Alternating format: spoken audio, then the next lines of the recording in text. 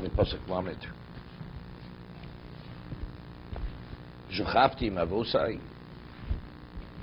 I will lie with my forefathers.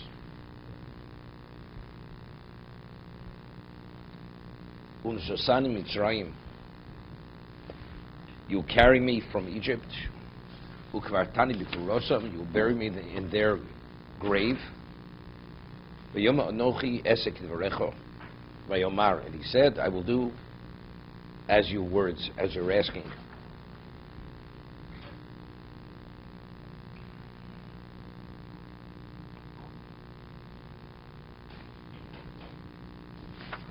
Over here, the Rashi says, what is Ushachapti im avosai? Loshen shchive im avosim hagviya v'lo akrura. It means passing. I will pass away. Okay. Vayomeh Yishov Ali. Yaakov says to Yosef, I want you to swear to me. Vayishov Ali. When he swore to him, Vayishtachu Yisrael Rosh Hamito. Yisrael bowed at the head of the bed. But again, over here, it's Yisrael. We started off, it was Yaakov, Vikru Yimei Yisrael Bomus, and over here, who bowed at the head of the bed? It was Yisrael. Because this has to do with what? Anything that has to do with the destiny of Klal Yisrael, the spirituality, it's Yisrael, it's not Yaakov. Ishtachu Yisrael, I mean, he's the father, Yosef is the son, but yet the father is bowing to the son. So Rashi cites the Chazal, Tale bi'idnei sagadli, that the fox, in his time, you bow to him. Because there's one day, you'll hear the Sifsei Chom explains, that there's 1 month of the year that the fox is the king of the forest, king of the jungle. So that's, so therefore, there's times that even though he's the fox, he's less, he has a certain status. You have to acknowledge that status. A Rosh Hamito, Hafach Atzmo, and this is actually the fulfillment of the dream. This is the first time that Yaakov bows to Yosef. Al Rosh Hamito, Hafach Atzmo l'tzar Shechina, he turned towards the Shechina, Mikan Omer Shechina Malim Roshos Shosef Shalcholer, that the Shechina is by the head of a person who's ill. Not talking about a person just has a cold. This we're talking about a person's on the brink of dying. Over here, the Orach Chaim HaKadosh explains that at the beginning of the parsha, that 30 days before a person passes away, the neshama already detaches from the person. There's a detachment, and that's how Yaakov was able to sense that level of detachment.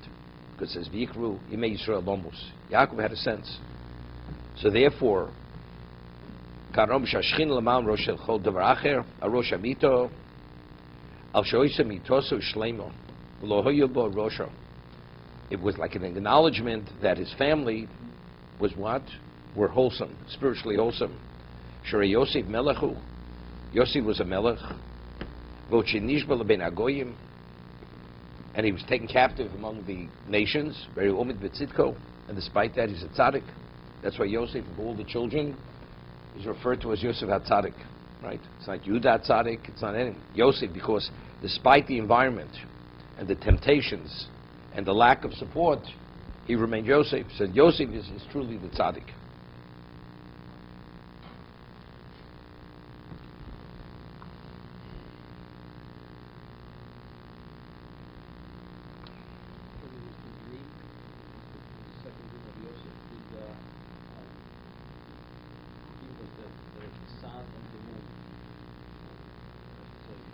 His mother. Evidently she did. I mean, the Ramban asks over there, because where do you find Bill about? That's this question on Rashi. Okay, but it's a Chazal. Vayachri advar me'iler. After this happened, Vayomi Eli Yosef. He said to Yosef, Hini avicha choler. Your father is choler, is ill. It's interesting. I just thought of it now. The Gemara tells us that until Avram Avinu, there was no such thing as aging. The whole aging process didn't exist in existence. But because Avram and Yitzchak had identical features, people would come to Avram and address him as Yitzchak. And Yitzchak would be referred to as Avram. So therefore, he was mispalel that age should be introduced to existence, so to be able to differentiate between Avram and Yitzchak. Avram and Yitzchak. Avram. Then what happened? At one time, Reb Kiva Eger in Brocha cites this, when a person sneezes, what do you say?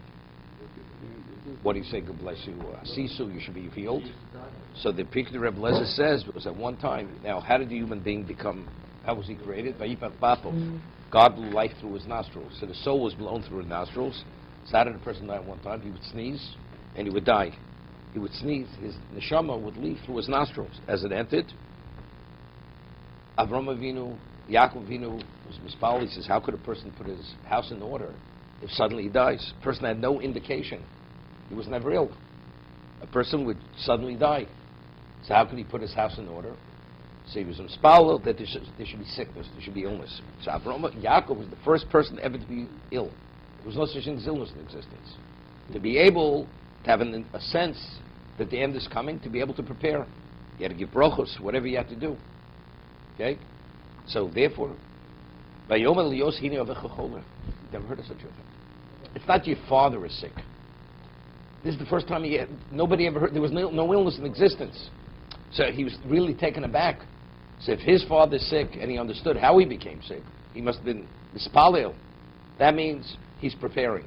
Because your father's sick, right away he's taking his children to get a bracha. What do you mean taking the children to get a bracha? What do you think he's going to die? The answer is because if there's no illness, so why is there illness? Evidently it's because his father's preparing for the end.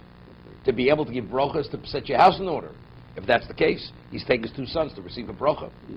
He understood this immediately, Yosef.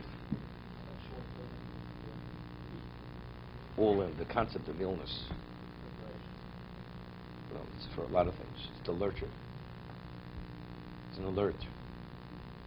Okay? What do they call those buttons? The alert buttons.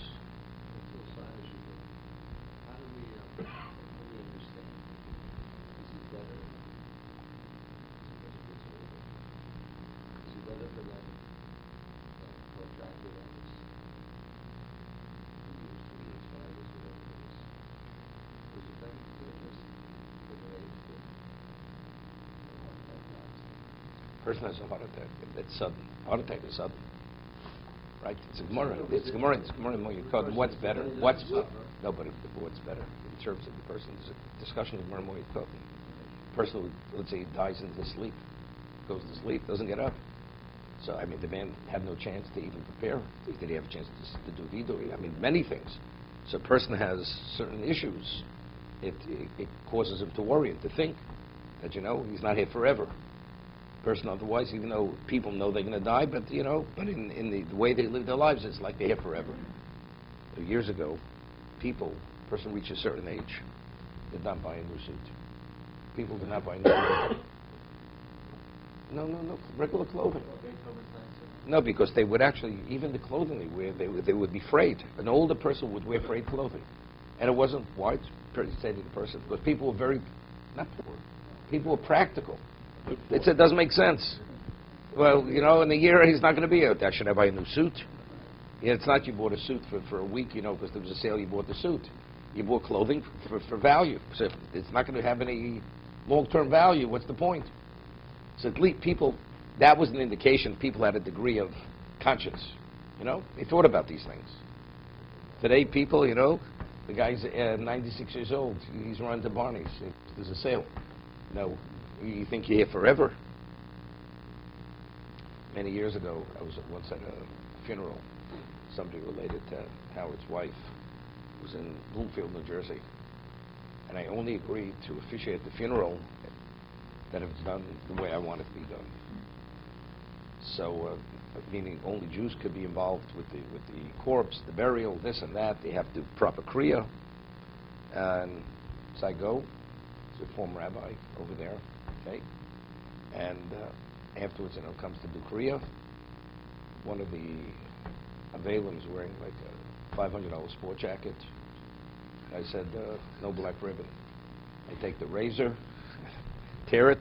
I said, how you pull it down? The guy is like wincing from pain over here. And then finally goes to they're putting the coffin into the grave, only Jews. And I said, what about covering? I said, only Jews can cover the grave. Goyim can't, I'm not able to cover the grave. So all the children and the grandchildren, everybody. So there was an old man there. And it was done properly. So there was the man must have been about 85 years old. He was wearing a green sport jacket, leather patent shoes, a pinky ring, coiffed hair like he just came out of a beauty parlor. And he comes over to me and he says to me, Rabbi, this is not the Jewish way. Who ever heard of grandchildren burying their grandmother? It's unheard of. This is not the Jewish way. The guy has his pinky ring. It's like this guy thinks he's living forever. I said, mister, this is the Jewish way. So I was like taken aback. The man has nearly 2 feet in the grave. And like he's living forever. And he tells me this is not the Jewish way. I mean, when is he going to wake up, this guy? You know, it's a good thing he had some hairspray on his head to keep the hair in place. The few strands of hair that he had coming out of his head.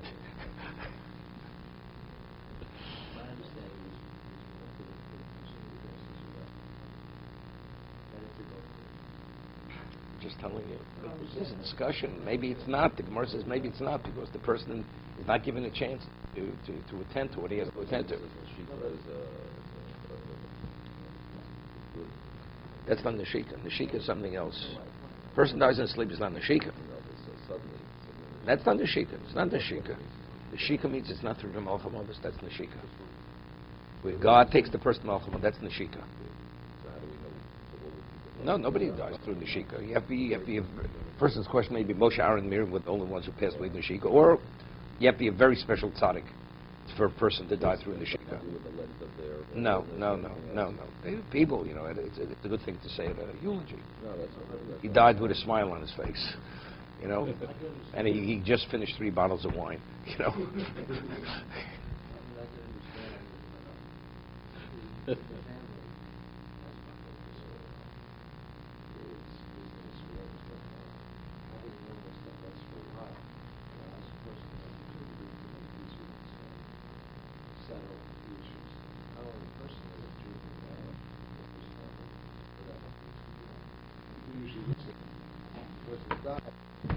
Okay.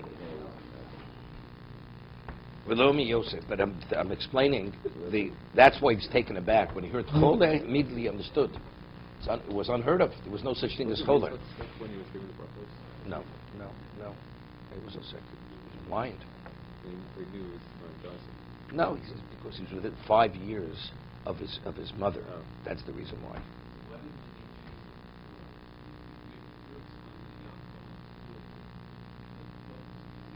No, here because I didn't say only tshuva. I said set your house in order. He had to give brachas to his children. The brachas were crucial for the destiny of Klal Yisrael. What about he would have died suddenly, not being aware? There was, but what was the difference? Okay, so each one had. Here we're talking about Klal Yisrael. Yitzchak wasn't yet Klal Yisrael, and Yitzchak he suspected Karvu Yomei. He wasn't sure. Yitzchak wasn't sure. Yaakov is sure. When he became ill, he knew definitely this is the end.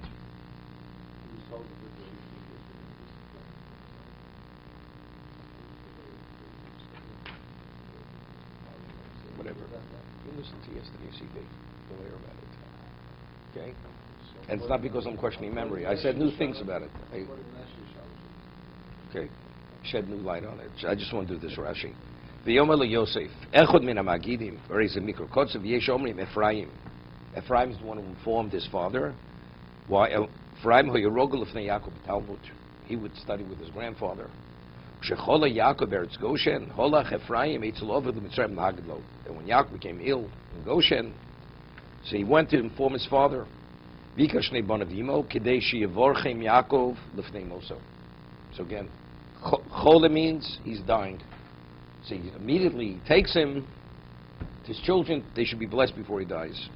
But essentially, I always say, it says, Vayikach eshnei banav imo. It should be Ito. Right, his children aren't secondary to him. Imo means that the answer is he's taking them to. What is the primary taking here? It's Imo. He's on their level. He's going for them. Ephraim and Menashe. He's taking them for a bracha.